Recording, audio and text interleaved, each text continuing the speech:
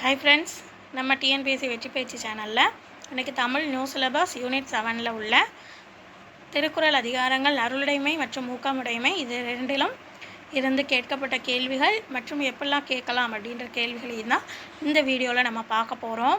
முதல்ல அதிகாரத்தை பற்றி படிக்கிறதுக்கு முன்னாடி அந்த 2 அதிகாரத்தில் உள்ள 10 குறள்கள் என்னென்ன, அதுக்கான பொருள் என்ன அப்படின்றது நமக்கு கண்டிப்பாக தெரியணும். ஸோ அதுக்கான வீடியோ ஆல்ரெடி நம்ம பார்த்துருக்கோம், அந்த மெட்டீரியல் வச்சுருக்க வீடியோ. ஸோ அது லிங்க் வந்து டிஸ்கிரிப்ஷனில் இருக்குது, அதில் போயிட்டு செக் பண்ணிக்கோங்க. முதல்ல 10 குறள், அதுக்கான பொருளை படித்து முடிச்சுட்டு அதுக்கப்புறம் அதுக்கான கேள்விகள் என்னென்ன அப்படின்றத இதில் கண்டினியூ பண்ணுங்கள். முதல்ல இப்போ நம்ம அருளுடைமை அதிகாரம் பார்க்க போகிறோம். முதல் கேள்வி, செல்வங்களில் சிறந்த செல்வம் எதுவென வள்ளுவர் கூறுகிறார் அப்படின்னா அருளாகிய செல்வம். பல வழிகளில் ஆராய்ந்து பார்த்தாலும் நம்ம வாழ்க்கைக்கு எது துணையாக இருக்கும் வள்ளுவர் சொல்கிறாங்கன்னா அருள். அறியாமையாகிய இருள் பொருந்திய துன்ப உலகில் இருந்து வாழக்கூடிய வாழ்க்கை யாருக்கு இல்லை என்கிறார் வள்ளுவர் அப்படின்னா அருள் பொருந்திய நெஞ்சம் உடையவர்களுக்கு. எல்லா உயிரிடத்தும் எவ்வாறு இருந்து அதை காத்திடுவதை கடமையாக கொண்ட சான்றோர்கள் தமது உயிரை பற்றி கவலைப்பட மாட்டார்கள் அப்படின்னா கருணையோடு, அதாவது எல்லா உயிர்கிட்டையுமே கருணையோடு இருந்து அந்த உயிரை பாதுகாக்கிறதையே தன்னோட கடமையாக வச்சிட்டு இருக்கக்கூடிய சான்றோர்கள் என்ன செய்ய மாட்டார்களாம், தன் உயிரை பற்றி கவலைப்பட மாட்டார்களாம். அடுத்தது, எவ்வாறு வாழ்கின்றவர்கள் துன்பம் இல்லை அப்படின்னு வள்ளுவர் சொல்கிறாங்கன்னா அருளுடையவராக வாழ்பவருக்கு. அருளுடையவர்கள் வாழ்வில் துன்பம் இல்லை அப்படின்றதுக்கு சான்றாக வள்ளுவர் எதை சொல்கிறாங்க அப்படின்னு பார்க்கலாம். அதுலேருந்து ஒரு கேள்வி, எது இயங்குகின்ற வளம் பொருந்திய பெரிய உலகத்தில் வாழ்பவர்கள் தான் இதுக்கு சான்றுன்னு வள்ளுவர் சொல்கிறாங்கன்னா காற்று இயங்குகின்ற வளம் பொருந்திய பெரிய உலகில் வாழ்பவர்கள். அடுத்தது, அருளற்றவர்களாய் தீமைகளை செய்து வாழ்பவர்கள் எதையெல்லாம் இல்லாதவர்களாக தனது வாழ்க்கையில் இருப்பாங்கன்னா பொருளற்றவர்களாகவும் கடமைகளை மறந்தவர்களாகவும்.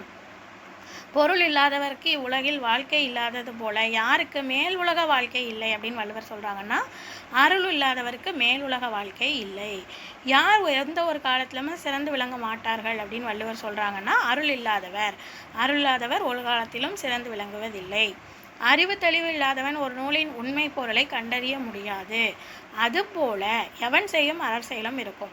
என்ன சொல்கிறாங்கன்னா எப்படி அறிவு தெளிவு இல்லாதவன் ஒரு நூலில் படிக்கும் பொழுது அதோட உண்மை பொருள் என்னன்றதை அவனால் கண்டறிய முடியாதோ அதுபோல் அருள் இல்லாதவன் செய்யக்கூடிய அரசியலும் இருக்கும் அப்படின்னு சொல்கிறாங்க. ஸோ ஆன்சர் அருள் இல்லாதவன். ஒருவர் தன்னை விட மெலிந்தவரை துன்புறுத்தும் போது எதனை எண்ணி பார்க்கணும் அப்படின்னா தன்னை விட வலிமையுடையவர் முன்னாடி நம்ம எப்படி அஞ்சு நிற்போம் அப்படின்ற நிலைமை எண்ணி பார்க்கணும்.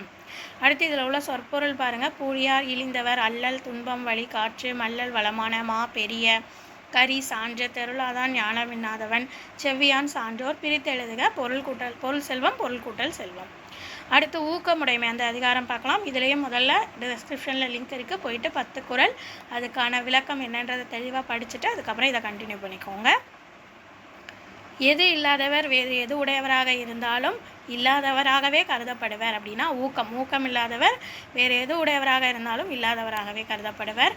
ஒருவருக்கு நிலையான உடைமை என வள்ளுவர் எதை சொல்கிறாரு அப்படின்னா ஊக்கத்தை உறுதியாக தம் கைப்பொருளாக உடையவர் எதை இழந்து விட்டோம் அப்படின்னு வருந்த மாட்டாங்கன்னா தனது ஆக்கத்தை, அதாவது செல்வத்தை இழந்து விட்டோம் அப்படின்னு வருந்த மாட்டார்கள். யாரிடம் ஆக்கமானது தானே அவன் உள்ள இடத்திற்கு வழி கேட்டு கொண்டு போய் சேர்க்கும் அப்படின்னா சோர்வு இல்லாத ஊக்கமுடையவனிடத்துல கொண்டு போய் சேர்க்கும். தண்ணீரின் அளவு தான் அதில் உள்ள எது இருக்கும் அப்படின்னா குளத்தில் தாமரை தண்டு. மனிதனின் வாழ்க்கையின் உயர்வு அவர் மனதில் கொண்டுள்ள எதை பொறுத்து இருக்கும் அப்படின்னா ஊக்கம். எந்த அளவுக்கு மனிதன் தன் மனதில் ஊக்கத்தை வைத்திருக்கானோ அந்த அளவுக்கு அவன் வாழ்க்கையில் உயர்வு இருக்கும். நம்மளுடைய நினைப்பு எப்படிப்பட்டதாக இருக்க வேண்டும்னு வள்ளுவர் சொல்கிறாரு அப்படின்னா உயர்ந்ததாக இருக்க வேண்டும். உடல் முழுவதும் அம்புகளால் துளைக்கப்பட்டாலும் யானை உறுதி தளராமல் எப்படி இருக்குமோ அதுபோல் யார் அழிவே வந்தாலும் அதுக்காக கவலைப்பட மாட்டாங்கன்னா ஊக்கமுடையவர்கள். யார் பிறருக்கு உதவும் வள்ளல் நாம் அப்படின்னு சொல்லிட்டு மன உயர்வை பெற மாட்டார் அப்படின்னு வள்ளுவர் சொல்கிறாங்க அப்படின்னா ஊக்கம் இல்லாதவர். கொழுத்த உடம்பும் கூர்மையான கொம்புகளும் கொண்ட யானை தன்னை தாக்க வரும் புலியை கண்டு அஞ்சி நடுங்கிறதோடைய பொருள் என்ன? உருவத்தை விட ஊக்கமே பெரியது. ஊக்கம் இல்லாதவர் மக்கள் வடிவம் பெற்றிருந்தாலும் எவ்வாறு கருதப்படுவர் அப்படின்னு வள்ளுவர் சொல்கிறாங்கன்னா மரமாகவே கருதப்படுவர். சொற்பொருள் பாருங்கள். செருக்கு, பெருமிதம், உரம், வலிமை, அறிவு, வெறுக்கை, செல்வம், இல்லார், இல்லாதவர், ஒல்கார், தளராதவர், உறவோர், ஊக்கமுடையோர், பரியது, பெரியது, வெறுவும், வெருளும், வெறுக்கை, மிகுதி, கொட்டு, கொம்பு. பிரித்து எழுதுக. பொருளுடைமை, பொருள் கூட்டல் உடைமை, உள்ளுவதெல்லாம், உள்ளுவது கூட்டல் எல்லாம், பயனிலா, பயன் கூட்டல் இலா. அடுத்து இதில் உள்ள அணி பாருங்கள். உள்ளமுடைமை, உடைமை, பொருளுடைமை, நில்லாது நீங்கிவிடும். இதில் உள்ள அணி சொல் பின்வரு நிலை அணி. அதாவது இதில் உடைமை அப்படின்ற சொல் திரும்ப திரும்ப வருதா, இப்படி ஒரு சொல் திரும்ப திரும்ப அடுத்தடுத்து பின்னாடி தொடர்ந்து வருது அப்படின்னா அது சொல் பின்வரு நிலை அணி. அடுத்தது வெள்ளத்தனைய நீர்மட்ட மலர் நீட்டம், மாந்தர் தம் உள்ளத்தனைய உயர்வு. இதில் பயின்று வந்துள்ள அணி ஓமை அணி. அடுத்தது பரியது கூர்கோட்டந்தாயினும் யானை வெறுவும் பொலிதா கூறின். இதில் பயின்று வந்துள்ள அணி பெரிது மொழிதல் அணி. இவ்வளவுதான் நமக்கு ஊக்கமுடைமை மற்றும் அருளுடைமை 2 அதிகாரத்தில் உள்ள கேள்விகள். ஸோ இதை ஃபுல்லாக கம்ப்ளீட்டாக படிச்சுக்கோங்க. அடுத்த வீடியோவில் பார்க்கலாம்.